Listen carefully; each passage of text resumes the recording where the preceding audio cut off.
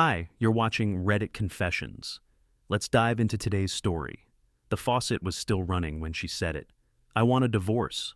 I was rinsing spinach. We were making tacos. Or at least, I thought we were.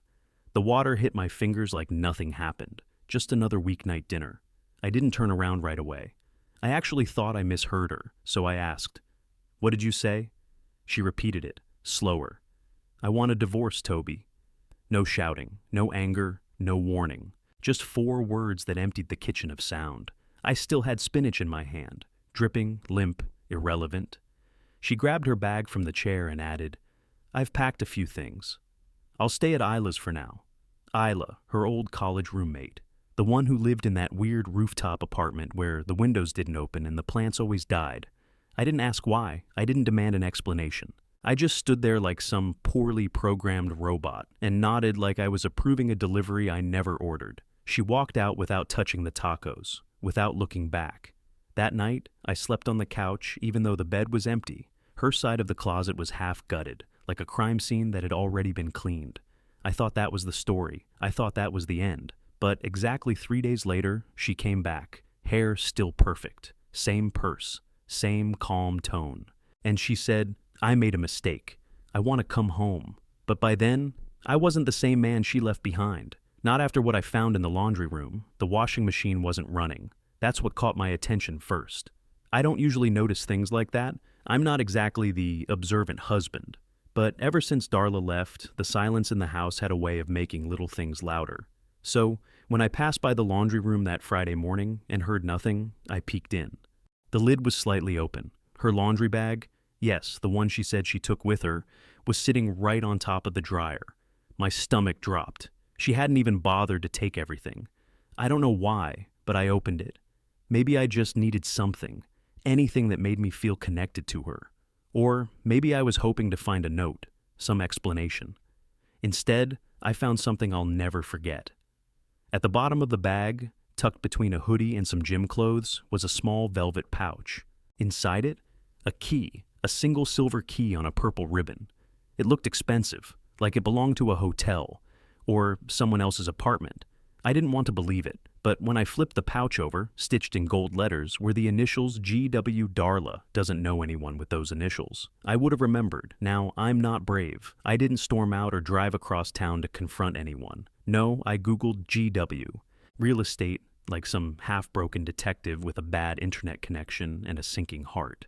And there it was. Gregory Westbrook, realtor, bachelor, fitness junkie, and, based on the public Instagram I stumbled on, a man who had just posted a boomerang of 2 glasses of red wine, and a woman's hand I recognized instantly, her bracelet, the gold one I gave her on our anniversary. She said she lost it months ago.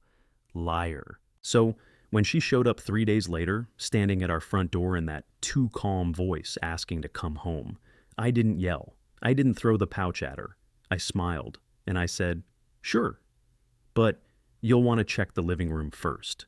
Because while she was gone, I'd been planning something quietly, and it was all already in motion. She stepped inside slowly, like she wasn't sure if she'd made the right decision. Her keys were still on the hook by the door. Her slippers were still under the bench. Nothing had changed, and yet everything had. Darla looked around cautiously, her eyes searching for warmth, familiarity, maybe even forgiveness. I didn't say a word. I just pointed toward the living room. At first, I think she thought I had bought flowers or lit candles or done something dumb and dramatic to win her back. Her face relaxed until she saw the projector screen. I had taken the liberty of playing a little compilation. Nothing illegal or over the top. Just a screen mirroring of Gregory Westbrook's public Instagram posts, auto-playing in a loop on our wall. There she was, blurry in the background of a gym selfie. Again in the corner of a rooftop wine shot. And then, my personal favorite, laughing in a clip taken at what looked like a cabin in the woods. A place she told me she hated. A place she said triggered her allergies.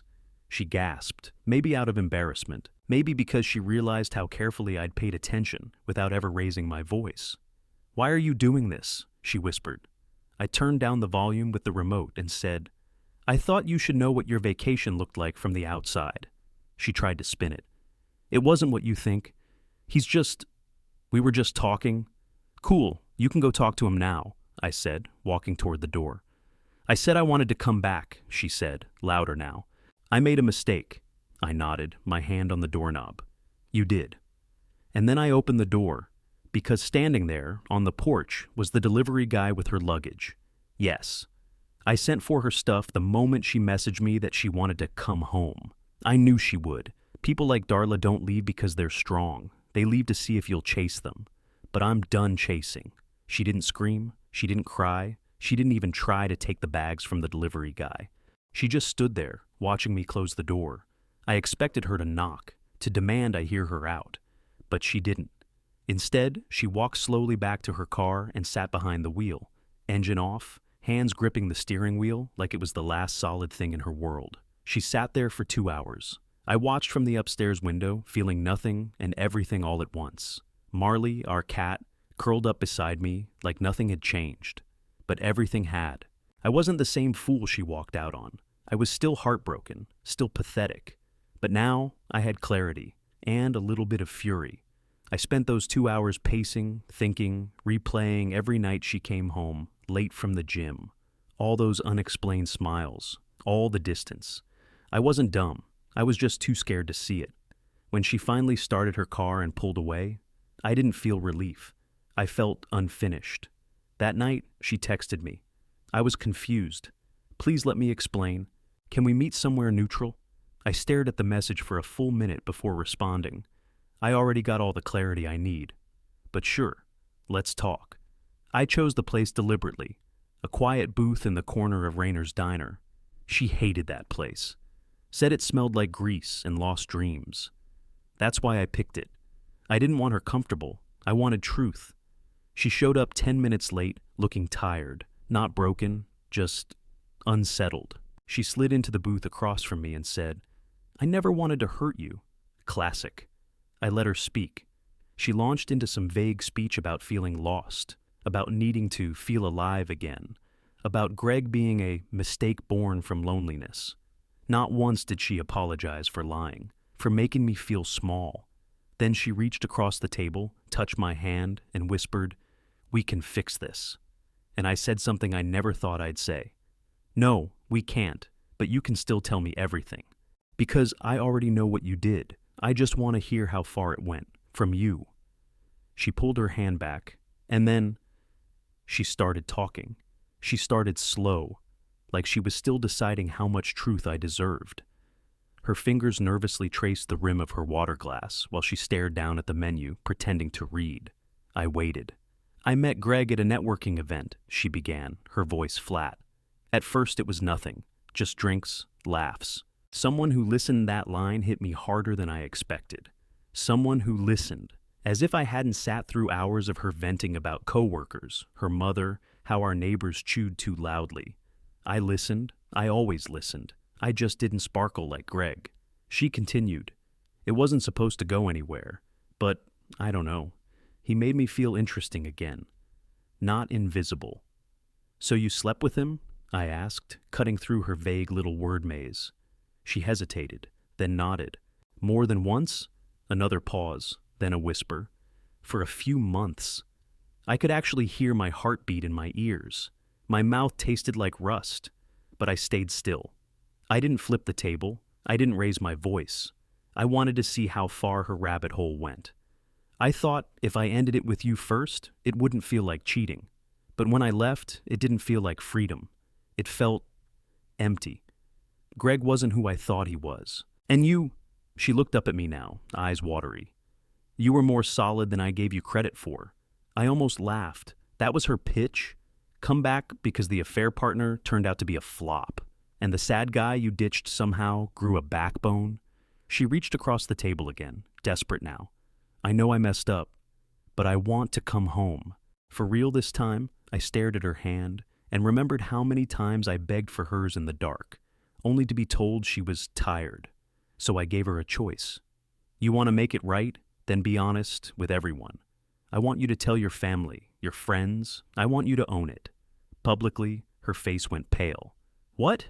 No, that would ruin me. I leaned forward, voice low. You ruined you? I just offered you a way out with dignity. She looked like she might be sick, and I knew, right then, that she wasn't ready to do what it would take to come back. She didn't respond right away. Her mouth opened, then closed. Her fingers tightened around the water glass so hard I thought it might crack. I didn't blink. I wanted her to feel it, that quiet pressure, the kind I'd felt for years in our marriage, pretending everything was okay while she emotionally drifted miles away from me. "You're asking me to humiliate myself," she finally said. I shrugged. "I think you already did that. I'm just asking you to stop hiding from it."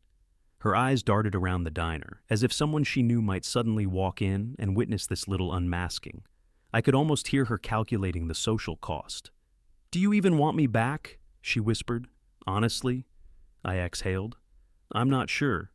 That depends on who comes back, the woman who lied, or the one who's finally ready to be accountable." Then I reached into my pocket and slid a folded piece of paper across the table. "What's this?" she asked. "Instructions for redemption." She unfolded it slowly, scanning the bullet points. "Post a short message on social media admitting to the affair. Call her parents and tell them the truth. Apologize, by name, to Isla, the friend she lied to when she said she was staying there. Oh, and last line, 0 contact with Greg. Block him permanently." She blinked twice, face going red. "You're insane." "No," I said, standing. "Just tired of being the guy who gets walked over because I won't yell." I started to walk away, but her voice stopped me. It was quiet, broken. If I actually do all this, what happens then?" I turned to her. "Then maybe we talk about forgiveness. Maybe she didn't move. She didn't say yes. But she didn't tear up the list either." Later that night, I sat by the window again, same spot where I watched her leave the first time. I figured that was the end. I figured she'd disappear again, too proud to follow through. But the next morning, my phone buzzed. Darla posted something, publicly. What she wrote sent waves through everyone we knew, and a storm through me I didn't expect. Because in her post, she didn't just confess. She dragged me into it. The notification lit up my phone before I even got out of bed. Darla Morrison posted a new update. I didn't expect much, maybe a cryptic quote, a throwaway apology, something sanitized and hollow. But what she wrote, it felt like a slap I hadn't seen coming. To everyone wondering about the rumors, yes, I made mistakes. I lost myself. But I also lived for years feeling invisible, unheard, and unloved. That doesn't justify what I did, but it explains it. I was emotionally abandoned long before I ever left. I froze. Emotionally abandoned? She really typed that. She really sat down at her phone, thought through those words, and pressed post. And then, to make things worse, she left the comment section open. Her friends started pouring in with the usual trash. "You're so brave. No one's perfect, girl. At least you're being honest. That takes guts." No one knew my name, but everyone knew who she was talking about. I didn't respond publicly. That's not my style. But the fury in my chest was loud enough to shake the walls. All those nights I rubbed her back while she cried about deadlines. All those "I'm fine" moments I believed because I respected her space. All that effort, rewritten in a few paragraphs, to make me the silent villain in her redemption arc.